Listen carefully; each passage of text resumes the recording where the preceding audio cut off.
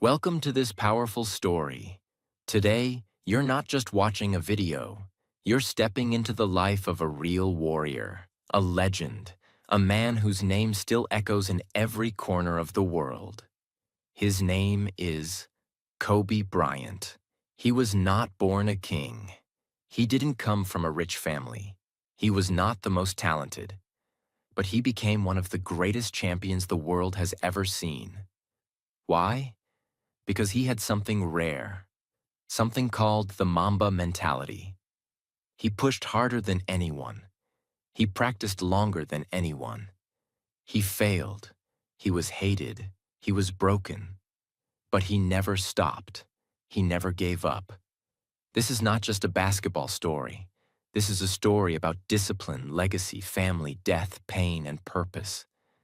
This is a story that will show you how to rise when the world pushes you down, how to outwork everyone even when no one believes in you, how to live with a mindset so strong that even death cannot erase your name from history. And yes, this video is also perfect for improving your English. Every sentence is written in simple, clear language, so you can practice listening, speaking, reading, and learning from a real-life hero. So sit back, listen carefully, learn deeply, because what you're about to hear may change your life forever. Part 1. The Boy Who Spoke Italian. Kobe's Unknown Childhood. Let's begin from the very beginning. Before the fame. Before the basketball. Before the world knew his name. Kobe Bryant was born on August 23, 1978, in Philadelphia, USA. His father was Joe Jellybean Bryant, a former NBA player. His mother was Pam Bryant, a loving, kind, and quiet woman. You may think he had an easy life because his father was famous. But that's not the truth. When Kobe was just 6 years old, his father left the NBA and moved the whole family to a small town in Italy to play basketball there. Yes, Kobe grew up in Italy. He learned Italian before English. He lived in a small house, surrounded by new culture, new food, and a language he didn't understand at first. But Kobe was different. Even as a little boy, he watched his father practice basketball every day. And one day, at just 6 years old, Kobe said, "I want to be better than Dad." From that moment, he made a promise to himself.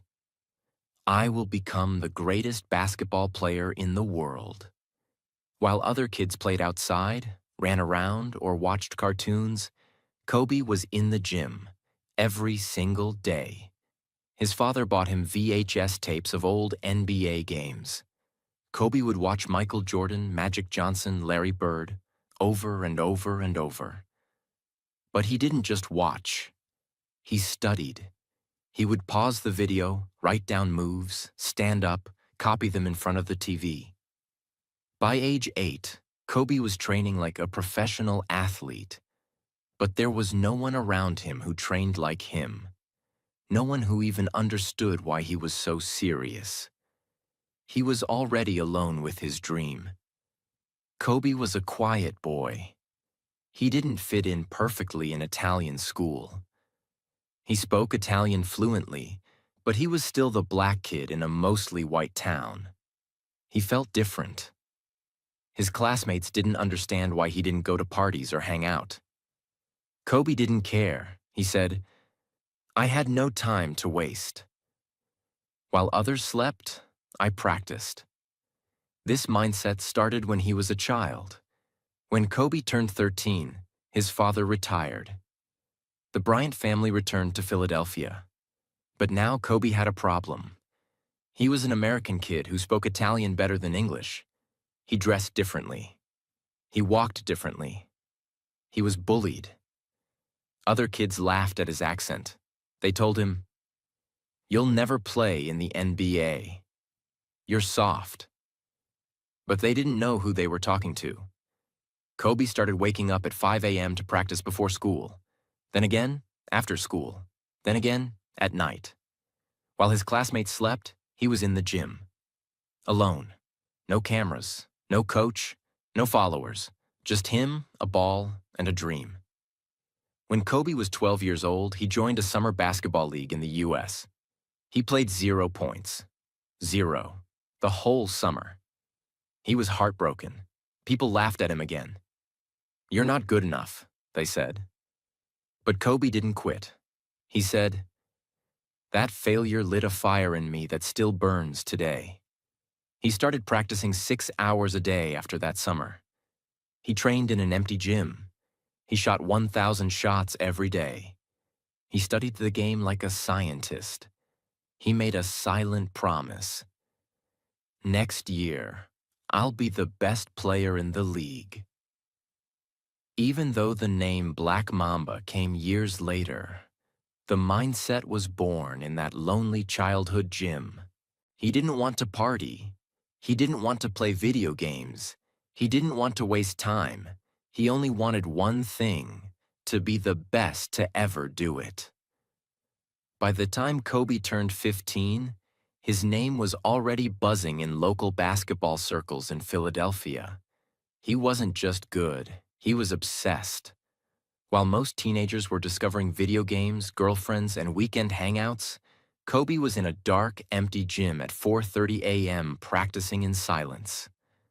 While they sleep, I train. While they eat, I train. While they party, I train. Kobe. At this stage, Kobe's training was no longer normal. He studied tapes of legends, broke down footwork, and practiced shots thousands of times until they became automatic. Every day, he asked himself one question: how can I outwork the world? By high school, Kobe was a monster. He joined Lower Merion High School, and almost immediately, people realized, this kid is different. He was just 16 years old, but he played like a professional. He led his team from losing seasons to championship dreams. Fans began driving from hours away just to watch this teenage phenom play. Newspapers called him the future of basketball. Even NBA scouts, who usually ignored high school kids, were secretly watching Kobe's every move. By senior year, Kobe had offers from every top university in America: Duke, North Carolina, UCLA, Michigan. Most players would dream of going to college, playing for 2 to 3 years, then entering the NBA. But Kobe? He had already made up his mind. I'm going straight to the NBA. It was a decision that shocked everyone. His teachers, his coaches, even his parents were nervous. Why? Because no high school player had ever become a real NBA superstar since the 1970s.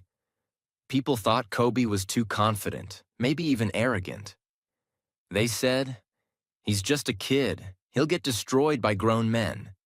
But Kobe didn't listen. He believed in work ethic over age. He said, I don't fear failure, I fear not trying. The day finally arrived. June 26, 1996. NBA draft night. Kobe was just 17 years old. He couldn't even sign his own contract. His parents had to co-sign it because he was still a minor. He wore a shiny gray suit and a calm, confident smile. He was picked by the Charlotte Hornets, but within 15 minutes, he was traded to the Los Angeles Lakers. And just like that, a 17-year-old kid from Philly became a Laker, one of the most legendary franchises in NBA history. LA was different. It wasn't a gym in Italy. It wasn't high school. It was Hollywood, fame, pressure, media. And this city didn't care about dreams. It cared about results. The media started attacking. Why draft a high school kid? He's just a child. He's not ready. He'll never make it in the NBA. Even some Lakers teammates refused to talk to him at first. They saw him as a spoiled, rich teenage kid with too much confidence. But what they didn't know was, Kobe had already planned his comeback before the hate even started. His first season in the NBA was not perfect. In fact, it was hard. He didn't start many games. He made mistakes. He was benched often. He was booed by fans. And the lowest moment? During the 1997 playoffs, Kobe had a chance to prove himself. But he shot 4 air balls in a row, in front of the world. The Lakers lost. People laughed. Social media didn't exist back then. But if it did, he would have been destroyed online. Even the coach looked disappointed. Reporters said, "He's a failure. Told you he wasn't ready. A kid trying to play a man's game." What did Kobe do after that? Did he cry? Did he blame someone else? Did he hide? No, he flew back to LA the very next day and went straight to the gym. While everyone else was on vacation, Kobe was already practicing. He watched those missed shots on tape, over and over again. He wrote down his mistakes. He practiced the same moves thousands of times until they became perfect. He said, "I'll never shoot air balls again." Kobe started training before sunrise. He would wake up at 4 a.m., shoot 1,000 jump shots before breakfast, then come back for team practice. After practice, he would train again alone. His teammates started noticing. They said, "We leave the gym, and he's still there. We come back the next day, and he's already sweating." Even the critics began to change. People said, "Wait, this kid's serious. He's not just talented. He's addicted." That's when the world saw something new. The Mamba mentality wasn't about talent. It was about obsession. What is the Mamba mentality? Kobe explained it years later. The Mamba mentality is about being the best version of yourself. In everything. Every day, no excuses. It means train when you're tired. Show up when others quit. Improve every tiny detail. Focus like a killer snake. That's why he called himself the Black Mamba. Because a black mamba snake is calm, silent, fast, focused, and deadly. Just like Kobe on the court. Part 2. Battles, Breakthroughs, and Championships. Kobe versus the world. By the time Kobe turned 20, the world no longer saw him as just a kid. They now saw him as a dangerous weapon. His footwork was elegant, his mindset was brutal, his hunger was uncontrollable. The world had never seen someone so young, yet so professional, so intelligent, so calculated, so fearless. The Los Angeles Lakers already had one of the biggest superstars in NBA history, Shaquille O'Neal, 7 feet tall, over 300 pounds, unstoppable in the paint. And now they had Kobe Bryant, fast, focused, intelligent, and relentless. Together, they were unbeatable. They weren't just teammates. They were a storm. Kobe's killer instinct plus Shaq's power equals total destruction on the court. From 2000 to 2002, the Lakers won 3 NBA championships in a row, millions of fans, billions of dollars in ticket sales, jerseys, endorsements. Kobe's brand value started exploding, from $1 million to $20+ million per year in sponsorship deals. But behind the scenes, tension was growing. Even though they won championships together, Kobe and Shaq were not friends. They were competitors on the same team, and that created fire. Shaq liked to joke, laugh, and party. Kobe liked to train, study, and win. Shaq said, "Kobe's too serious." Kobe said, "Shaq is lazy. He wastes his talent." Sometimes they refused to talk to each other. They fought during practice. They called each other out in interviews. Reporters loved the drama. Fans were confused. How could 2 legends who won together hate each other? But the truth was simple. They both wanted to be the alpha, the king of the team. But there can only be one lion in the jungle. In 2000, 2001, and 2002, despite their war, Kobe and Shaq kept dominating. Kobe averaged 28 to 30 points per game, played over 40 minutes every night, trained even when he was injured, sick, or emotionally broken. Shaq destroyed defenses inside. Kobe danced around defenders outside. They won 3 rings. They became a dynasty. They created history. The Lakers became a $3 billion brand, largely because of those 2 names. But something was building behind that success. After the 3rd championship, everything changed. Kobe wanted to be the man, not just Shaq's teammate. He wanted to lead. He wanted respect. He wanted to be the face of the franchise. Shaq didn't like that. The front office didn't know whom to support. Tensions exploded. In 2004, after they'd lost the finals to the Detroit Pistons, the Lakers made a decision. They traded Shaq to the Miami Heat. They chose Kobe as their future. That same year, their coach Phil Jackson also left the team. And just like that, Kobe Bryant stood alone. Kobe finally got what he wanted. The spotlight, the leadership, the team, the pressure. But now he had no championship team around him. No Shaq, no Jackson, just Kobe and chaos. In 2004 to 2005, the Lakers missed the playoffs. The media attacked him. He broke the dynasty. He's selfish. He can't win without Shaq. Kobe was hurt, isolated, hated. He was still scoring 30 to 40 points per game. But the team was losing. Fans started booing him in his own city. How did he respond? Did he argue back? Did he give up? Did he cry? No. He went deeper into training. He started studying the game like a scientist. He watched videos of Michael Jordan, Larry Bird, Hakeem Olajuwon, every defender he faced. He hired private trainers. He trained 3 times a day, even on game days. He watched every minute of every game he ever played to find every mistake. His schedule looked like this: 4 a.m., wake up. 4:30 to 6:30 a.m., gym and weight training. 7 a.m. to 9 a.m., shooting practice. 10 a.m. to 12 p.m., film study. 1 p.m., recovery, ice baths. 3 to 5 p.m., practice with team. 7 to 9 p.m., private shooting workout. No one in the NBA worked like him, not even close. On January 22, 2006, something insane happened. Kobe Bryant scored 81 points in a single game against the Toronto Raptors. Yes, you read that right.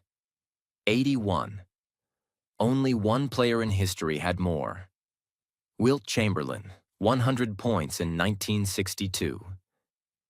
Kobe didn't do it with just 3-pointers. He attacked from everywhere: mid-range, post, layups, free throws, fadeaways. He was on fire, laser-focused, unstoppable. The world couldn't believe it. Commentators screamed, "This is not basketball, this is art." He's rewriting history in front of our eyes. After that night, no one questioned him again. Sponsors came back. Kids started wearing his jersey again. Other NBA players said, "Kobe is not human. He's something else." Even his enemies respected him now. In one interview, Tracy McGrady said, "Kobe is the hardest worker I've ever seen. He wanted to destroy you, but with beauty." This was the turning point. Kobe had lost everything: teammates, friends, public support. But instead of breaking, he rebuilt himself into a machine. The world turned its back, so Kobe turned his pain into fire. And from that fire, the Black Mamba truly emerged. Pressure doesn't break me, it builds me. Hate doesn't stop me, it fuels me. I don't need you to believe in me, I believe in myself. After the 81-point game in 2006, something changed. Kobe Bryant was no longer just a player. He was now a symbol, a message, a warning. To his enemies, he was fear. To his teammates, he was intensity. To the world, he was obsession turned into excellence. But Kobe wasn't satisfied. He had tasted greatness before, when he won championships with Shaquille O'Neal. But now, he wanted to prove he could do it without anyone else.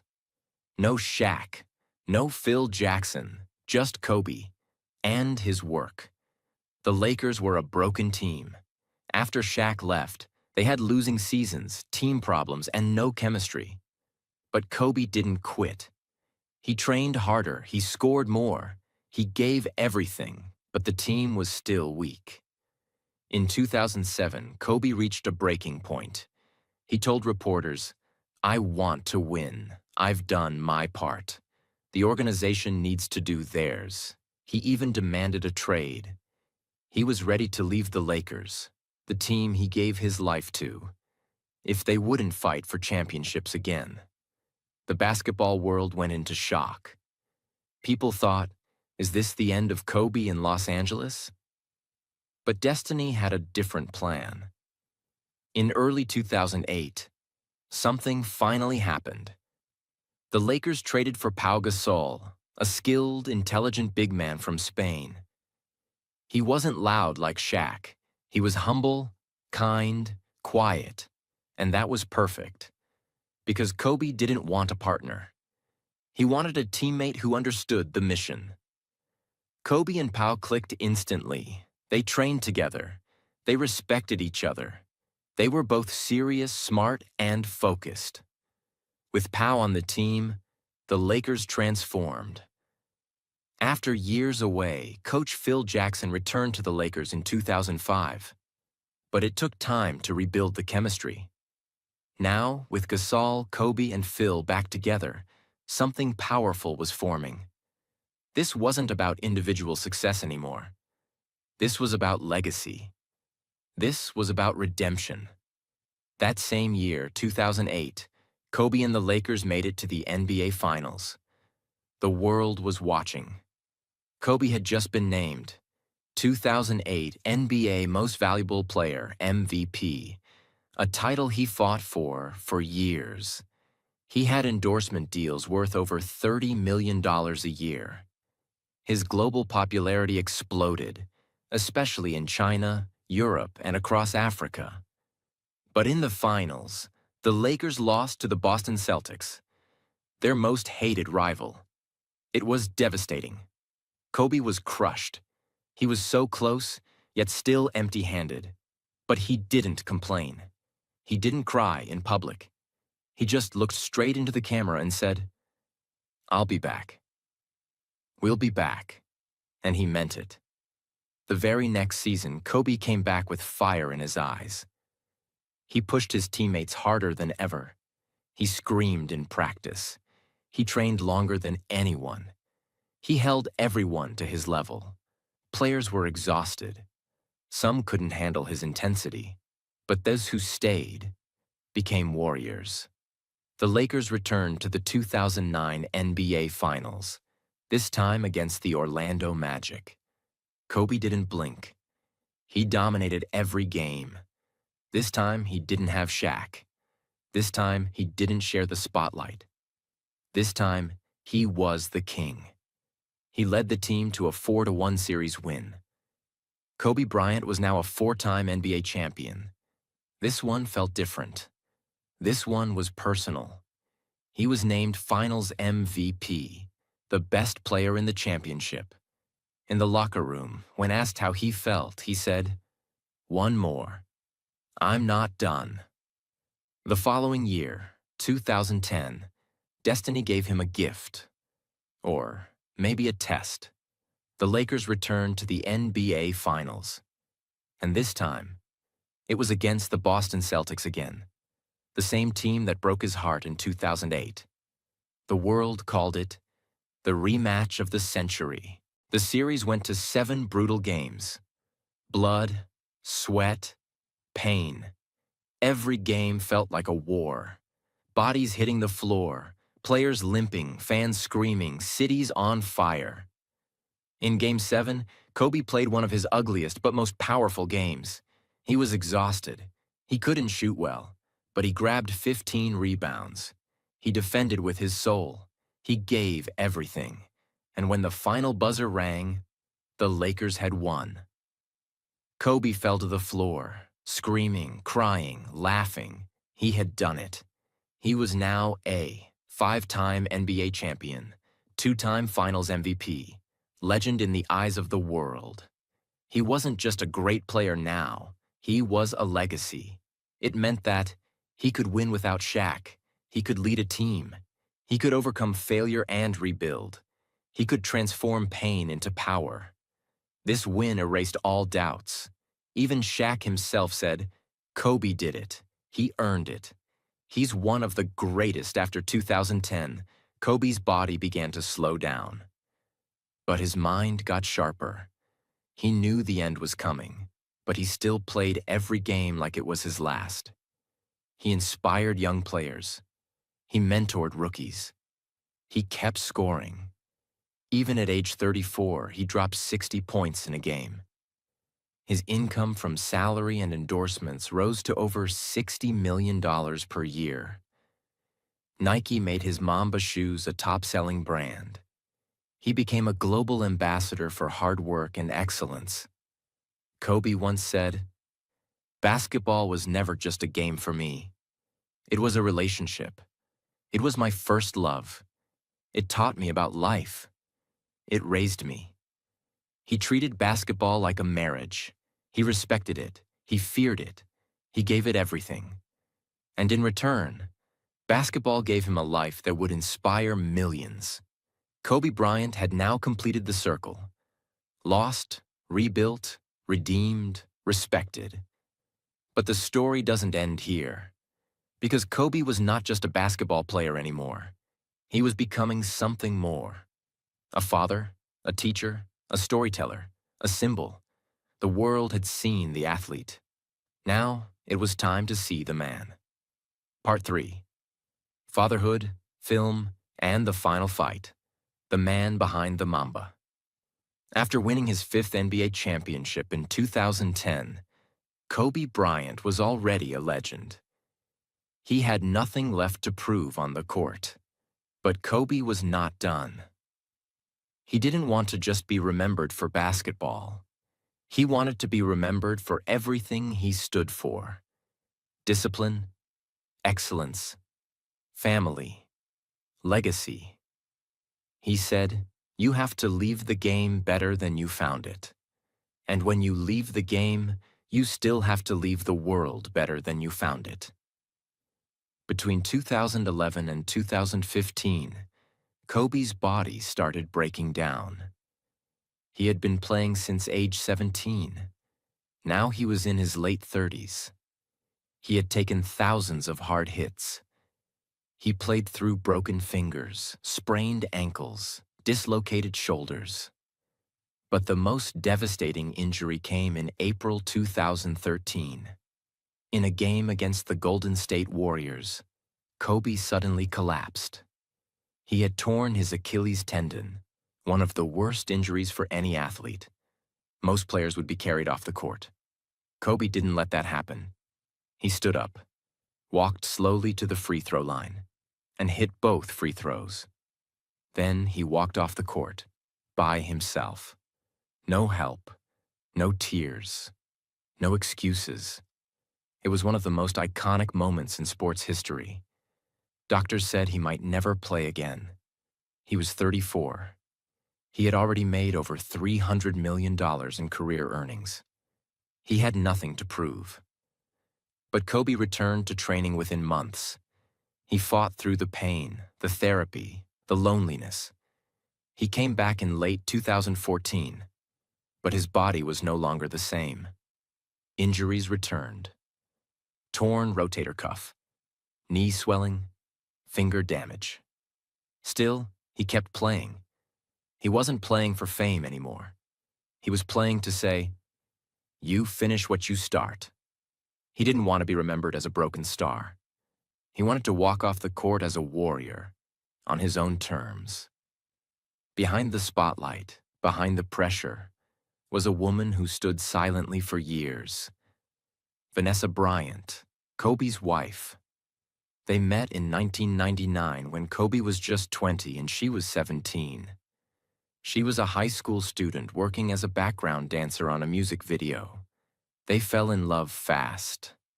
They got married in 2001. Many people said it was too early, too risky, too young. But Vanessa stayed by Kobe's side through the wins, the scandals, the hate, and the glory.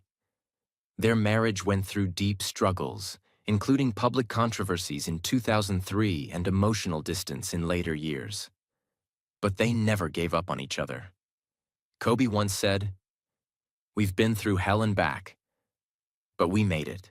That's love. Kobe and Vanessa had 4 daughters: Natalia, Gianna, Gigi, Bianca, Capri. He loved being a father more than anything else in the world. He said, "Being a dad is the best thing in the world. I love being a girl dad. I want to teach them everything I know." He would wake up early, make breakfast for them, drop them to school, attend games, help with homework, while still training, recovering, and managing businesses. He once turned down an invitation to a celebrity event because he said, "I'd rather take my daughter to basketball practice." His second daughter, Gianna, loved basketball just like him. She played with fire in her eyes, just like Kobe. He called her the Mamba Cheetah. Kobe believed she would carry on his basketball legacy. They were always together, at games, on the court, on the sidelines, in life. After retiring from basketball in 2016, Kobe entered a new world: storytelling. He started his own creative company, Granity Studios. He wanted to create stories that inspire children and athletes. He said, "Sports is a language that speaks to kids. I want to use it to teach dreams, focus, hard work, and imagination." He wrote books. He created animated shows. He produced short films. In 2018, he released a short animated film titled Dear Basketball. The film was based on the letter he wrote to basketball when he retired. It was beautifully animated, emotionally honest, spiritually powerful. It showed a boy's love for the game and a man's goodbye to it. The world loved it. In 2018, Kobe Bryant won an Academy Award, Oscar, for Best Animated Short Film. He became the first athlete in history to win an Oscar, a symbol of what happens when discipline meets creativity. Proof that you can have a second career even after the world sees you as a legend. When he received the Oscar, he smiled and said, "As a basketball player, we're told to just dribble and shut up. I'm glad we're doing more than that." Kobe wanted to give back. He built the Mamba Sports Academy, a facility to train athletes in both mind and body. He focused on mental training, nutrition, recovery, leadership, character. It wasn't just for professionals. It was for kids, for families, for dreamers. He didn't want to just create champions. He wanted to create good human beings. Even after retirement, Kobe kept his Mamba mentality. He woke up early. He read every day. He journaled. He managed his time with military precision. He said, "Retirement doesn't mean rest. It means refocusing." He gave motivational speeches, helped young NBA players like Jason Tatum, Kyrie Irving, Devin Booker, Trae Young. They all called him mentor, big brother, legend. In the last year of his life, Kobe seemed happy, peaceful, balanced. He spent time with his daughters. He coached Gianna's basketball team. He wrote books for kids. He made business deals. He had over $600 million in career earnings by the end of 2019, from basketball, business, film, endorsements, and books. But he never showed off. He lived with grace. He smiled more. He seemed complete. But no one knew that the final chapter was coming. Not yet. Part 4. The Final Flight, Tragedy, Legacy, and the Immortal Mamba. January 26, 2020. A quiet morning in California. It was a Sunday. The sun had just risen over Los Angeles. There were no crowds, no games, no reporters. Just a man waking up early to do what he always did: show up for his daughter. Kobe Bryant, now retired, now full-time father, had one goal that day: to take his 13-year-old daughter, Gianna Bryant, to a basketball tournament at his own Mamba Sports Academy. They had done this many times before. Early morning, coffee, laughter, basketball shoes, a helicopter ride to avoid traffic. This was nothing new. Kobe had used helicopters for years, to save time, to spend more of it with his family. He once said, "I started using helicopters so I could be at school plays and not miss practice, so I could pick my kids up and still train." So that morning, Kobe, Gianna, and 7 others boarded a Sikorsky S-76B helicopter.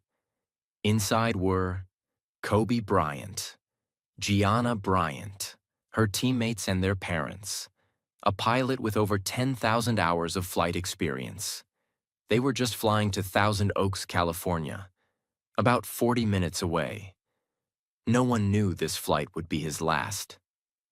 At 9:06 a.m., the helicopter took off from John Wayne Airport. It was a peaceful, normal takeoff. But the weather that day was foggy. Extremely foggy. The Los Angeles Police Department had grounded all their helicopters that morning because of poor visibility. Kobe's pilot, however, was experienced. He had clearance to fly. As the helicopter moved through the clouds, it circled for about 15 minutes, trying to avoid low visibility zones. At 9:45 a.m., the pilot requested to climb to 2,000 feet to get above the clouds. At 9:47 a.m., they were at 2,300 feet. And then, everything dropped. In less than 1 minute, the helicopter descended rapidly. It was moving at a speed of over 160 miles per hour. It crashed into a hillside in Calabasas, California. There were no survivors. The time was 9:47 a.m. Just 41 years old, Kobe Bryant, gone. Just 13 years old, Gianna Bryant, gone. At first, the news spread slowly. A TMZ report, then silence, then confusion. People thought, no, this can't be true. It must be fake. Kobe, he just posted on Instagram yesterday. He was just at a Lakers game the night before. But then confirmation came. CNN, ESPN, ABC, the NBA, the Los Angeles County Sheriff's Office. It was real. Kobe Bryant had died in a helicopter crash with his daughter. The world stopped. In Los Angeles, fans gathered outside the Staples Center, crying, hugging, lighting candles. Across the United States, people fell silent in restaurants, homes, and gyms. In China, India, Italy, Brazil, France, and across Africa, millions shared posts, photos, tears, and prayers. Basketball games paused. Players broke down crying during warm-ups. Fans wore his jersey. Murals were painted overnight on walls and buildings. The world did not lose an athlete. It lost a father, a friend, a mindset, a symbol of what humans can become through discipline. Just one night before the crash, LeBron James had passed Kobe Bryant on the NBA's all-time scoring list. Kobe had congratulated him on Twitter, continuing to move the game forward at King James. Much respect, my brother, that tweet became Kobe's last. LeBron found out about the crash while getting off the team plane in Philadelphia. He cried uncontrollably. He dropped to the ground. He couldn't speak. Later, LeBron said, "I'm heartbroken. I'm devastated. I promise to continue your legacy." For Vanessa Bryant, the pain was unimaginable. She lost her husband and her child on the same day. She posted weeks later, "I'm so mad. She had so much life to live. Kobe was my everything." She stayed strong for their other daughters. She created the Mamba and Mambachita Sports Foundation to honor their legacy. She turned tragedy into service, just like Kobe would have done. The investigation. What happened? The crash investigation lasted over a year. In the end, the National Transportation Safety Board, NTSB, declared there was no mechanical failure. The pilot became disoriented in the fog. It was classified as pilot error. The pain didn't reduce. The facts didn't bring peace. Because nothing could bring him back. We may never know Kobe's last words, but people who knew him say they can imagine. He would have held Gigi's hand. He would have looked into her eyes. He would have whispered something strong. And he would have stayed calm. Because that's who he was. Even in death, Kobe Bryant likely died being a father first. Today, Kobe Bryant is gone, but everything he stood for is alive. His books still sell millions of copies. His Mamba mentality is still used in sports, schools, and companies. His jerseys are still worn in playgrounds around the world. Young athletes write 24 and 8 on their shoes. His net worth at the time of death was over $600 million. But his true value is something money cannot measure. Because Kobe didn't just give us highlights. He gave us hope. The world did not just lose a basketball player. It lost a standard. It lost an example. It lost a man who showed us what's possible when you combine discipline with obsession, talent with effort, pain with purpose. Kobe Bryant didn't want to be liked. He wanted to be respected by time. Not fans, not money, not media, but time. And time has already spoken. Long after the crowd stopped cheering, long after the trophies gathered dust, Kobe's story still wakes people up at 4 a.m., still pushes people to go back to the gym, still inspires fathers to show up, still makes young girls believe they belong on the court. He didn't just play basketball. He played life at the highest level. He trained for excellence, not for applause. He lived for legacy, not for luxury. He spoke not in words, but in work. Kobe Bryant is gone, but what he built is eternal. And now, you carry his story forward. You are the next chapter. Life, changing lessons. From Kobe Bryant's story. 1. Mamba mentality is for everyone. You don't need to be an athlete. You don't need talent. You just need obsession. Kobe taught us, be better today than you were yesterday. That's all too. Work in the dark before the world claps. The world saw the rings, but they didn't see the 4 a.m. workouts, the missed birthdays, the ice packs, the broken fingers taped to keep playing. If you want a name, a future, a legacy, you have to work in silence. 3. Don't wait to be great. Kobe entered the NBA at 17. He didn't wait for permission. He didn't ask, "Am I ready?" He decided, "I'm ready because I will outwork everyone." You don't need to be old to start. You need to be committed. 4. Pain is not the end. It's the beginning. Kobe was hated. He failed publicly. He tore his body apart. He lost. But every time he fell, he got back up. That's not weakness. That's what champions are made of. 5. Legacy is greater than winning. Kobe won 5 NBA titles, but his greatest success was being a present father, a mentor, and a creator. Legacy is not about what you win. It's about what you leave behind, how you made others better, how you inspired the next one. 6. You are stronger than you think. Kobe didn't quit when he was injured. He didn't cry when the world hated him. He didn't walk away when his body gave out. He adapted. He evolved. He kept showing up. So can you. 7. Love what you do, or don't do it at all. Kobe once said, "If you're afraid to be obsessed with your passion, you're not ready." He loved basketball. Then he loved fatherhood. Then he loved storytelling. He gave everything to what he loved. And that's why the world gave him back eternity. If you remember nothing else, remember this. Kobe didn't just play basketball. He played life like it was a final match, every day. So whatever you're doing, do it with fire. Do it with focus. Do it like a Mamba. And if Kobe's story moved you, changed you, woke something inside you, then promise yourself one thing.